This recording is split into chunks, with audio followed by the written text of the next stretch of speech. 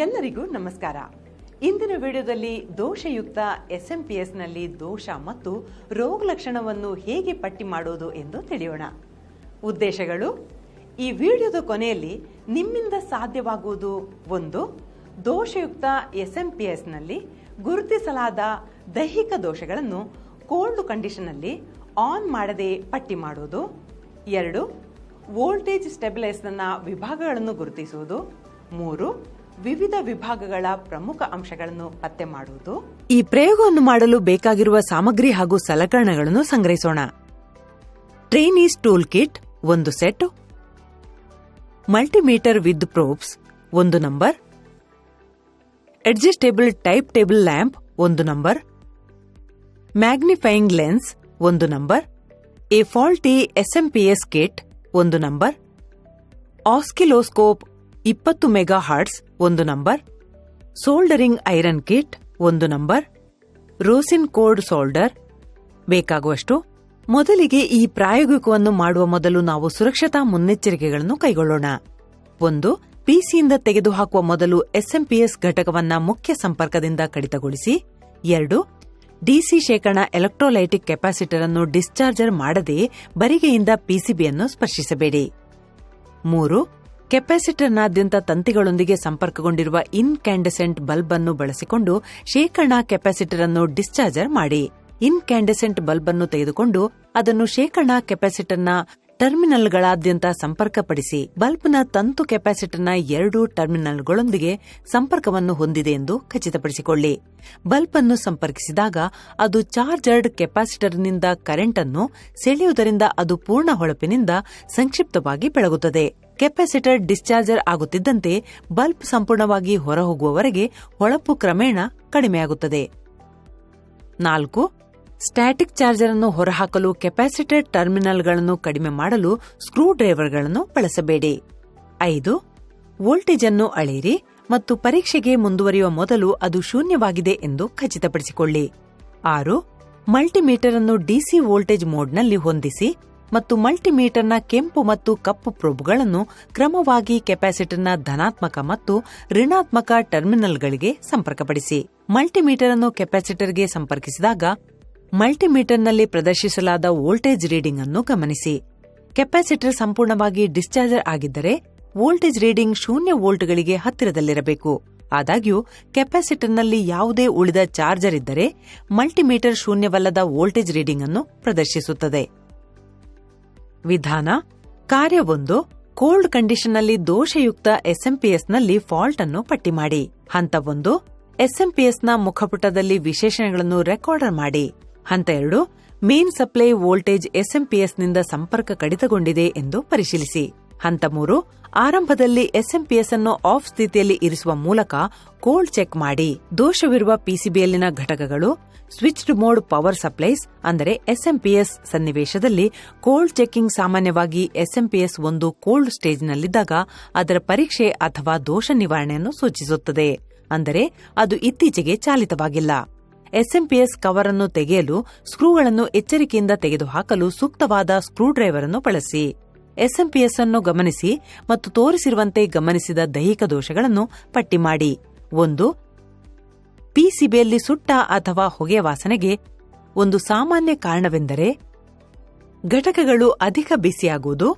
ಇದು ಅತಿಯಾದ ಪ್ರವಾಹದ ಹರಿವು, ಕಳಪೆ ಶಾಖದ ಹರಡುವಿಕೆ ಅಥವಾ ಅಸಮರ್ಪಕ ಘಟಕದ ಕಾರಣದಿಂದಾಗಿರಬಹುದು. 2. ಪಿಸಿಬಿ ಬೋರ್ಡ್ನಲ್ಲಿ ರೆಸಿಸ್ಟರ್, ಡಯೋಡ್, ಕಪ್ಪು ಅಥವಾ ಸುಟ್ಟ ಹಾನಿಯಂತಹ ಯಾವುದೇ ಘಟಕವನ್ನು ಪರಿಶೀಲಿಸಿ. 3. ಉಬ್ಬಿರುವ ಅಥವಾ ಇಲ್ಲದ ಪಿಸಿಬಿಯಲ್ಲಿ ಯಾವುದೇ ಕೆಪಾಸಿಟರ್ ಅನ್ನು ಪರಿಶೀಲಿಸಿ. ಕೆಪಾಸಿಟರ್ ಅನ್ನು ಅದರ ದರದ ವಿಶೇಷಣಗಳನ್ನು ಮೀರಿ ವೋಲ್ಟೇಜ್ ಅಥವಾ ಪ್ರವಾಹಗಳಿಗೆ ಒಡ್ಡುವುದು ಕೆಪಾಸಿಟರ್ ಮೇಲೆ ಒತ್ತಡವನ್ನು ಉಂಟುಮಾಡಬಹುದು. ಇದು ಮಿತಿ ಮೀರಿದ ಮತ್ತು ಉಬ್ಬುವಿಕೆಗೆ ಕಾರಣವಾಗುತ್ತದೆ. ವೋಲ್ಟೇಜ್ ಸ್ಪೈಕ್ಗಳು, ವಿದ್ಯುತ್ ಉಲ್ಬಣಗಳು ಅಥವಾ ಅಸಮರ್ಪಕ ಸರ್ಕ್ಯೂಟ್ ವಿನ್ಯಾಸದಿಂದಾಗಿ ಇದು ಸಂಭವಿಸಬಹುದು. 4. ಶಾರ್ಟ್ ಸರ್ಕ್ಯೂಟ್ನಿಂದಾಗಿ ಪಿಸಿಬಿ ಬೋರ್ಡ್ ಕಪ್ಪಾಗಿದೆ ಎಂದು ಪರಿಶೀಲಿಸಿ. ವಿದ್ಯುತ್ ಪ್ರವಾಹವು ಉದ್ದೇಶಿತ ಮಾರ್ಗವನ್ನು ಬೈಪಾಸ್ ಮಾಡಿದಾಗ ಮತ್ತು ಅನಪೇಕ್ಷಿತ ಮಾರ್ಗದ ಮೂಲಕ ಹರಿಯುವಾಗ ಶಾರ್ಟ್ ಸರ್ಕ್ಯೂಟ್ ಸಂಭವಿಸುತ್ತದೆ. ಆಗಾಗ್ಗೆ ವಿಭಿನ್ನ ವಿಭವಗಳೊಂದಿಗೆ ಎರಡು ಬಿಂದುಗಳ ನಡುವಿನ ನೇರ ಸಂಪರ್ಕದಿಂದಾಗಿ ಆಗುತ್ತದೆ. ಟಾಸ್ಕ್ 3. 1. ಪಿಸಿಬಿ ಬೋರ್ಡ್ಗಳಿಗೆ ಸಂಪರ್ಕಗೊಂಡಿರುವ ತಂತಿಗಳು ಮುರಿದು ಹೋಗಿವೆ ಎಂದು ಪರಿಶೀಲಿಸಿ.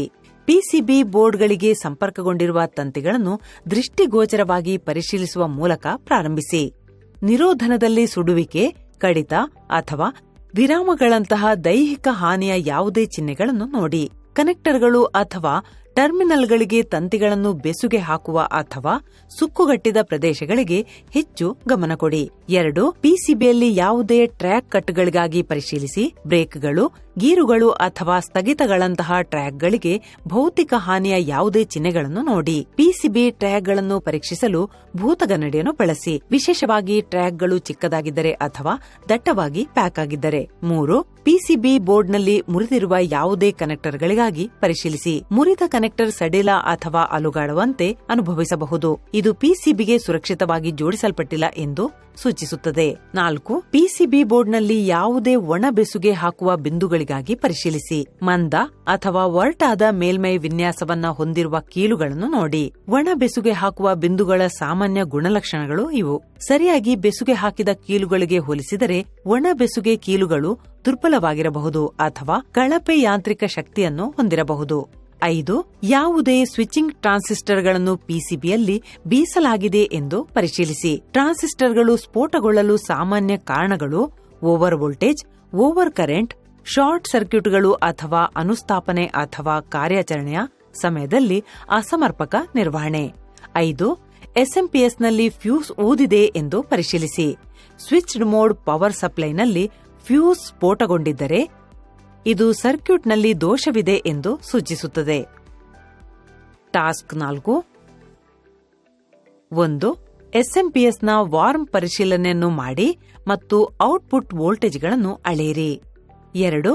ಎಸ್ಎಂಪಿಎಸ್ ಫ್ಯಾನ್ ಕಾರ್ಯನಿರ್ವಹಿಸುತ್ತಿದೆ ಅಥವಾ ಇಲ್ಲವೇ ಎಂಬುದನ್ನು ಗಮನಿಸಿ. ಫ್ಯಾನ್ ಅನ್ನು ದೃಷ್ಟಿಗೋಚರವಾಗಿ ಪರಿಶೀಲಿಸುವ ಮೂಲಕ ಪ್ರಾರಂಭಿಸಿ.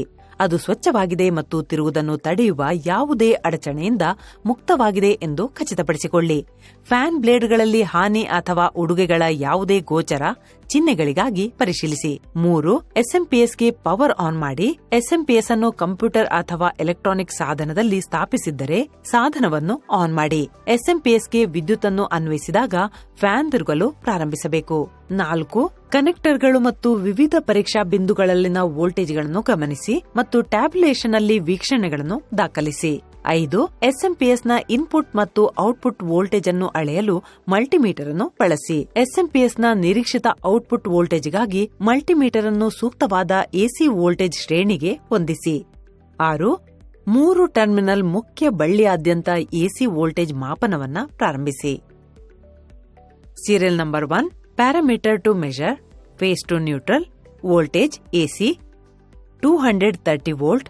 Remarks. Number 2. Phase to earth 230 volt. 3. Neutral to earth 5 volt. 7. DC voltage ಅನ್ನು ಸೂಕ್ತ ವ್ಯಾಪ್ತಿಯಲ್ಲಿ ಅಳೆಯಲು ಮಲ್ಟಿಮೀಟರ್ ಅನ್ನು ಹೊಂದಿಸಿ ಮತ್ತು ಎಸ್ಎಂಪಿಎಸ್ ಪೂರೈಕೆಯನ್ನು ಆನ್ ಮಾಡಿ. P4 ಕೇಬಲ್ ಕನೆಕ್ಟರ್ನಲ್ಲಿ ಡಿಸಿ ವೋಲ್ಟೇಜ್ ಅನ್ನು ಅಳೆಯಿರಿ ಮತ್ತು ರೀಡಿಂಗ್ಗಳನ್ನು ರೆಕಾರ್ಡ್ ಮಾಡಿ.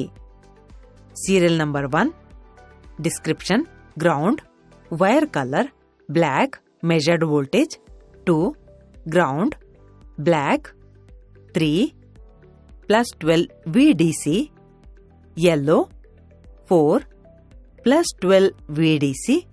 ಯೆಲ್ಲೋ. ರಿಕ್ಯಾಪ್. ಈ ವಿಡಿಯೋದಲ್ಲಿ ದೋಷಯುಕ್ತ ಎಸ್ಎಂಪಿಎಸ್ನಲ್ಲಿ ಗುರುತಿಸಲಾದ ದೈಹಿಕ ದೋಷಗಳನ್ನು ಹೇಗೆ ಪಟ್ಟಿ ಮಾಡಬೇಕೆಂದು ನಾವು ಕಲಿತಿದ್ದೇವೆ. ವೀಕ್ಷಿಸಿದ್ದಕ್ಕೆ ಧನ್ಯವಾದಗಳು.